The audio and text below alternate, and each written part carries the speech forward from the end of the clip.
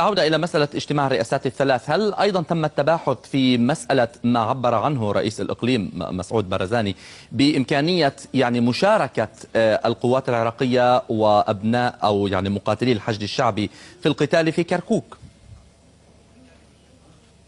قضية كركوك، قوات البيشمركة موجودة في محافظة كركوك، واستطاعت أن تفرض الأمن في هذه المحافظة وتحمي حدود محافظة كركوك ومنشآتها الحيوية. والمهم هنا على المشاهد العربي وكذلك القوى السياسية العراقية أن يعرفوا، والرأي العام العربي، كركوك على الرغم من أن فيها تنوع مكوناتي وعرقي، فيها الكرد، فيها عرب السنة، فيها عرب شيعة، وفيها تركمان سنة وتركمان شيعة، وكذلك الأخوة المسيحيين. لكن في داخل محافظة كركوك لم يحصل هناك تهجير ولم يحصل هناك قتل على الهوية وعلى الانتماء العرقي، لأن قوات البيشمركة لا تتدخل في الأمور السياسية للمحافظة. هي موجودة في الجبهات تقاتل داعش، الأجهزة الأمنية مسيطر عليها داخل مدينة كركوك. لذلك هناك محافظات أخرى يتم تحريرها من داعش أو يتم حمايتها من داعش، لكن هناك انتقادات من الأهالي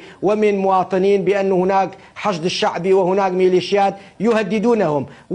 طالما الوضع الأمني في جبهات في كركوك آمنة وكذلك داخل كركوك مسيطر عليها وليس هناك مشاكل على الهوية داخل محافظة كركوك، نحن في غنى من استخدام قوات حشد الشعبي أو قوات أخرى غير منظمة إلى المحافظة ويأتي معها مشاكل إلى داخل المحافظة. بالتالي لم يطرح هذا الموضوع في الاجتماع، كما إنها إن طرحت أعتقد ليس هناك مبررات على الواقع لإدخال مثل هذه القوات إلى كركوك. من بغداد خالد شواني، مستشار الرئيس العراقي والمتحدث الرسمي باسم الرئاسة العراقية، شكرا لوجودك معنا في استوديو الحدث.